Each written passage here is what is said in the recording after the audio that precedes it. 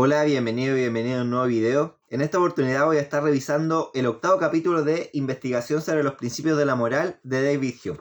Y este capítulo se titula acerca de las cualidades que agradan a los demás de forma inmediata. Y voy a seguir la misma dinámica que en los otros videos, que es ir leyendo las citas que remarqué en el momento que leí este capítulo y comentando qué es lo que me parecen, qué me hace pensar o qué entiendo de lo que dice David Hume en esta cita. Así que bueno, vamos con la primera, que dice así. Así como en la sociedad los conflictos, la oposición de los intereses y el amor a sí mismo han obligado a la humanidad a establecer las leyes de la justicia para preservar las ventajas de la asistencia y protección mutuas, así también la eterna oposición entre el orgullo de unos hombres y la vanidad de otros ha introducido en las reuniones sociales las reglas de buenos modales o cortesía para facilitar el intercambio intelectual y una relación y conversación sin perturbaciones. O sea, aquí David Hume viene a hacer un paralelismo entre lo que son las normas a un nivel social, como puede ser la Constitución de la República o las leyes, que son normas que están escritas y que se supone que todas las personas deberían conocer, porque de esas leyes o seguir ese tipo de normativas garantizarían que el orden social perdure en el tiempo.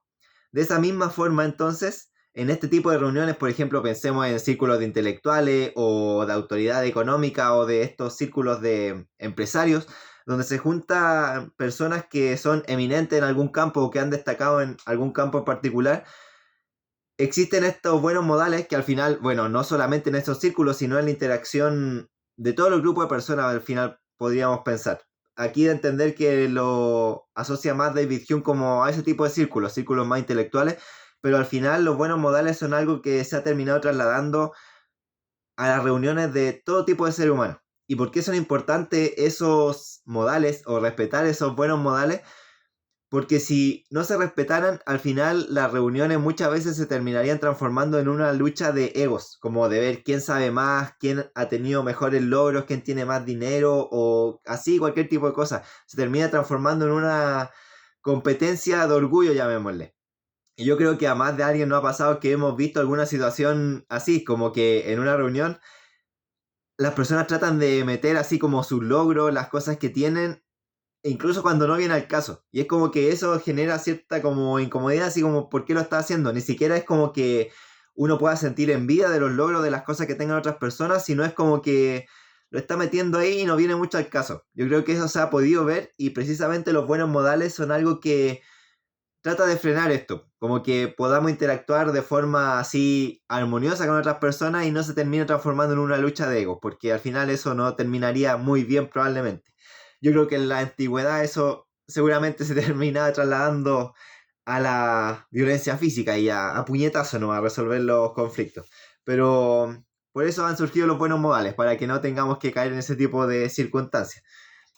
Vamos con la siguiente cita que dice: debe ser un pensador muy superficial quien imagine que hemos de tomar literalmente todas las demostraciones de deferencia mutua y que un hombre sería más estimable si ignorase sus propios méritos y cualidades. Aquí me llama la atención esta cita porque, o sea, podemos sacar dos ideas de esta misma cita. Dice, debe ser un pensador muy superficial quien imagine que hemos de tomar literalmente todas las demostraciones de deferencia mutua. ¿Qué quiere decir esto? Que de repente por buenos modales van a haber muestras de deferencia, pero no necesariamente que sean tan sinceras o que se sientan realmente así como con convicción, sino es más bien precisamente por esos buenos modales. Por eso es que sería un pensador como ingenuo quien tome literal todas esas demostraciones de afecto o de admiración, porque muchas veces son precisamente por esto de los buenos modales. Yo creo que en el trabajo se observa mucho. Por ejemplo, una felicitación de un jefe, de repente uno como que siente cuando es una felicitación o una valoración real del trabajo que se está haciendo y cuando es simplemente por buenos modales, como el gracias o está haciendo un buen trabajo, como por decirlo nomás, por buenos modales. Yo creo que uno se da cuenta de eso, o al menos yo me doy cuenta. No sé realmente si hablar de este tipo de pensadores tan superficiales que dice David Hume en esta cita. Pero también en esta misma cita recalca otra cosa, que dice que un hombre sería más estimable si ignorase sus propios méritos y cualidades. Dice que también sería un pensador muy superficial quien ignore esas cosas. Yo creo que uno como ser humano tiene que hacer el ejercicio de ver, ya, yo soy capaz de estas cosas, soy bueno en estas cosas las hago bien, estas cosas no las hago bien, estas cosas definitivamente las hago mal, y tener ese conocimiento de uno mismo es una muy buena herramienta para afrontar la vida. ¿Por qué? Porque, por ejemplo, si uno recibe una felicitación de un jefe y uno sabe que en realidad no lo hizo tan bien como se podría hacer, habría que tomar esa conciencia que uno tiene de uno mismo, no quedarse en esa deferencia de afecto superficial, como le llama David Hume, sino realmente uno hacer el ejercicio de qué también está haciendo las cosas, no solamente en el trabajo, sino en la vida en general, como qué tipo de cualidades estoy mostrando cuando interactúo con otras personas, me estoy esforzando lo suficiente como en las metas, los objetivos que tengo a largo plazo. Me siento mal, ¿por qué me estoy sintiendo mal? ¿Qué cosas estoy interpretando de cierta forma? ¿Qué cosas no estoy haciendo muy bien en ese ámbito? El ser consciente de esas cosas y también ser muy consciente de la fortaleza, porque yo creo que uno como ser humano siempre tiende a hacer resaltar lo peor de uno mismo, o pasa como pensando más en ese tipo de cosas, pero también recordar en qué cosas uno es bueno, en qué cosas ha destacado a lo largo de su vida, qué logros ha podido tener, que quizás no son los grandes logros, pero que a uno les costaron y que no hay que minimizar ese tipo de cosas. Hay que hacer valer también lo que uno es como persona, las habilidades que ha desarrollado y los conocimientos que ha ido adquiriendo en el tiempo. Eso es una cosa importante y aquí lo recalca David Hume en esa cita. Vamos con la siguiente cita que dice: está lejos de ser condenable un deseo de fama, de reputación o de ser alguien importante entre los demás, puesto que parece inseparable de la virtud, el genio, la capacidad y de una disposición noble o generosa. Es decir, aquí ese deseo de fama o de reconocimiento, David Hume lo normaliza, como que sería algo inherente a los seres humanos. Y yo creo de verdad que eso es algo así, como que los seres humanos a un nivel interno, cuando ya vamos cubriendo cierto tipo de necesidades, como en la pirámide de Maslow, llegamos a un punto donde ya aspiramos a otras cosas como el reconocimiento por ser bueno en un campo o por haber logrado alguna cosa importante o simplemente por tener cualidades que destacan al fin y al cabo. Entonces, ese deseo de ser reconocido o el deseo de fama es como algo natural en los seres humanos. El tema es cómo lo canalizamos o a través de qué herramientas tratamos de buscar eso. Eso ya es algo muy distinto y aquí también entraría como lo que hemos visto en los capítulos anteriores de este libro de las cualidades que son admirables y las que son reprochables de las conductas humanas. Continuando con la cita dice: también la sociedad espera y demanda, incluso en asuntos triviales, una disposición a agradar, y nadie se sorprende si se encuentra que un hombre observa en sociedad una mayor elegancia en el vestido y una conversación más agradable que cuando pasa su tiempo en casa con su propia familia. Esto es algo yo creo que se da mucho, o sea, de ver las personas que tratan de agradar. Y a mí personalmente de repente me choca un poco porque uno se da cuenta, pero al fin y al cabo es como también entender que las personas están buscando a través de eso unirse al grupo o generar reciprocidad a otras personas o tratando de establecer un vínculo. Entonces es algo totalmente normal, por más que de repente como que pueda llamar la atención de por qué actúa como tan diferencialmente si no viene mucho al caso. O quizás puede ser que hayan personas que realmente son así y como uno tiene esa concepción tiende a estigmatizar de que está tratando de agradar mucho cuando en realidad la persona simplemente es así. O sea, ahí también después cuando uno vaya conociendo a las personas se va a dar cuenta de si era algo como actuado o si realmente la persona tiene ese carácter, tiene esas cualidades de ser como muy amoroso con los otros seres humanos. Vamos con, o sea, continuando con la misma cita que dice: ¿en qué consiste entonces la vanidad que es tan justamente considerada como una falta o imperfección? Parece consistir principalmente en exhibir sin moderación nuestros méritos, honores y cualidades con, o con tan importuna y abierta demanda de elogio y admiración que ofende a los demás e invade su vanidad y ambición secreta. Esto es lo que conversaba recién, que cuando, por ejemplo, en una junta alguien trata de meter su logro o tratar de hablar siempre de sí misma en una conversación así, aunque sea una conversación grupal, es como que genera cierto rechazo, pues, o sea, como, ya tranquilo, si ya sabemos que eres así brillante, que eres muy genial, pero tranquilo, bájale un poco, si nosotros también podemos conversar de otro tipo de cosas sin necesidad de estar como tratando de mostrar lo grandioso que ese es supuestamente. Es como que hay que saber en qué cosas somos buenos, tener la tranquilidad de saber que hay cosas en las que somos buenos, también como mostrar eso, pero no de una forma tan así directa y cuando no viene al caso. O sea, cuando corresponde, cuando, por ejemplo, estamos ante una oportunidad, ahí sí hay que sacar a relucir la fortaleza, las cosas en las que somos buenos, porque se está presentando una oportunidad, pero si estamos, por ejemplo, en una conversación que se está hablando de un tema totalmente distinto y una persona trata de meter ahí sus logros o las cosas de lo que es bueno, es como que queda mal, genera cierto tipo de rechazo al menos. Continuando aquí con esta cita, que es un párrafo un poquito largo, dice: es además un síntoma indudable de carencia de auténtica dignidad y elevación de espíritu, las cuales por un gran ornamento en cualquier persona. ¿Por qué ese impaciente deseo de aplauso, como si no se tuviese derecho por justicia a él y no se pudiese esperar razonablemente que alguna vez se le dedique? ¿Por qué esa necesidad de informarnos de las grandes amistades que ha hecho, las cosas gratificantes que se han dicho de él, los honores y las distinciones que se le concedieron, como si éstas no fuesen cosas normales que fácilmente podríamos haber imaginado sin que nadie nos los dijese?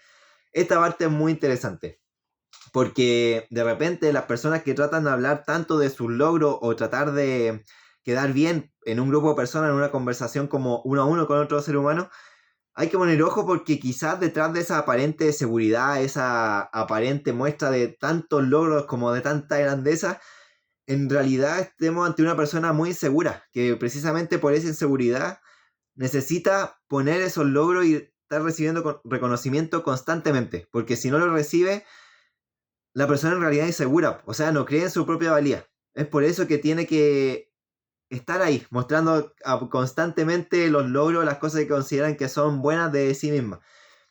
Hay que poner ojito con eso también, porque aquí, como remarca retóricamente en la última pregunta David Hume, cuando una persona realmente sabe, conoce de lo que es capaz, conoce todo lo que ha logrado, en realidad es como que muestra incluso así mucha clase cuando ni siquiera necesita estar hablando de eso. Como que en su propia presencia, en la forma de hablar, en la seguridad con la que habla, ya está demostrando eso, sin necesidad de mencionarlo explícitamente.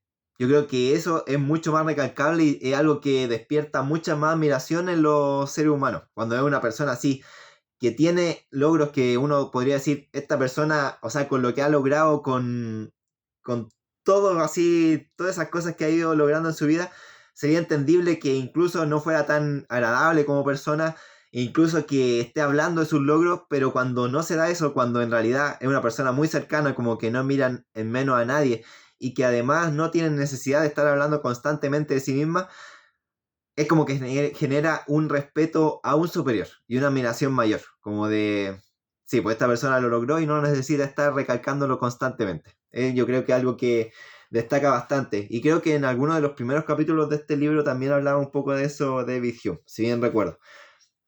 Vamos con la última cita, que dice: una conducta afeminada en un hombre, unos modales rudos en una mujer, son desagradables porque no se adaptan a su carácter y difieren de las cualidades que esperamos en cada sexo.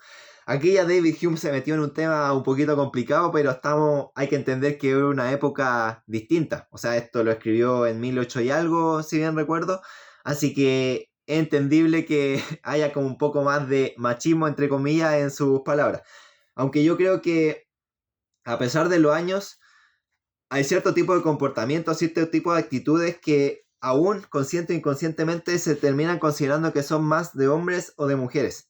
Por más que haya ganado mucha fuerza el movimiento feminista en las últimas décadas de reivindicar los derechos de las mujeres, que a mí me parece algo que está perfecto, porque, o sea, yo soy muy creyente del tema de la igualdad ante la ley. Por lo tanto, ante la ley, por ejemplo, el trato a través del Estado, de las autoridades, debería ser igual independientemente de si uno es hombre o mujer, de si es heterosexual o homosexual, de si le gusta la U, de si le gusta el colo, de si es comunista, de si es capitalista. Esas cosas, al final, como ante la ley, no deberían importar, porque son parte de cada persona. Si no afectan socialmente, como de que vayan a atentar contra las personas que piensan distinto a él o a ella, no tendría por qué importarnos. Pero aún así, yo creo que hay creencias o cosas que han perdurado a lo largo del tiempo.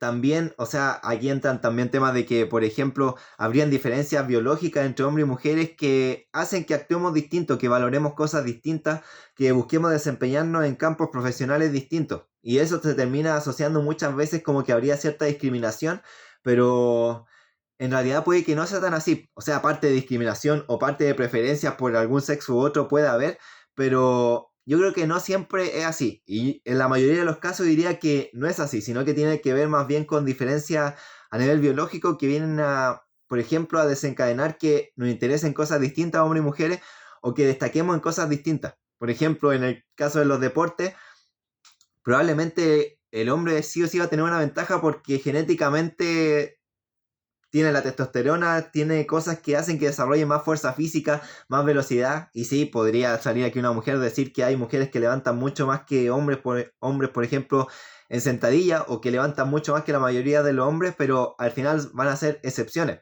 Pero así también van a haber en otras cosas en las cuales las mujeres van a destacar mucho más por sobre los hombres. Por ejemplo, yo creo que en algunos grupos las mujeres son mucho más adecuadas para liderar que hombres. ¿Por qué? Porque las mujeres tienden a tener más empatía, tienden a como captar más el tema de las emociones. Por lo tanto, si están liderando un grupo van a poder ver cuando un integrante está decaído, cuando algo le está afectando, cuando ese algo que le está afectando puede tener como repercusiones en su rendimiento. Dar cuenta como en el momento justo y tratar de hacer las reparaciones correspondientes. Creo que las mujeres pueden ser mucho más buenas para eso que los hombres, que yo creo que, por ejemplo, un estilo de liderazgo de un hombre yo lo veo más como darle la dirección, de decir, vamos acá, tenemos este objetivo y yo, como a través de mi ejemplo, trabajo por ese objetivo y incentivo al grupo a trabajar por ese objetivo, sin importar muchas veces como la forma en la que se sientan las personas que están a mi alrededor.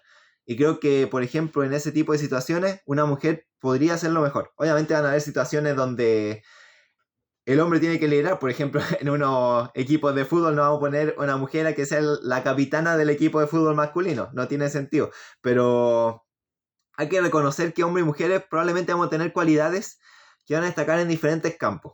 Y eso, intereses o esas cualidades nos van a hacer llevar a tomar decisiones distintas, las cuales van a generar diferencias en la realidad. Por ejemplo, podríamos hablar aquí de la brecha salarial, que de repente, como digo, van a haber situaciones que sea por discriminación y otras que no necesariamente van a ser así, sino que tienen que ver por los intereses, por las elecciones que realizan las personas de los dos sexos. Ahí habría que entrar a averiguar qué tanto pesa una y qué tanto pesa la otra parte. Pero hay que tener como la mente abierta a las dos opciones, no cerrarse en una sola de esas visiones, porque si no al final se entra en como en un espíritu de conflicto entre sexos que no tiene sentido, porque al fin y al cabo, para que la misma especie perdure en el tiempo es necesario que haya una buena relación entre ambos sexos. Y este tipo de lucha ideológica que han intentado poner como enemigos a hombres y mujeres, para mí no tiene ningún sentido y al final van a terminar generando consecuencias bastante negativas en nuestra interacción con otros seres humanos. Porque considerando que somos como mitad hombre y mitad mujeres, si estamos peleando mitad contra mitad, claramente no vamos a avanzar mucho como sociedades. Así que bueno, lo voy a dejar hasta aquí. Ahora ya voy a desayunar para arreglarme e irme a trabajar. Así que nada, te agradezco si llegaste hasta este punto y nos vemos en una próxima si la vida lo permite.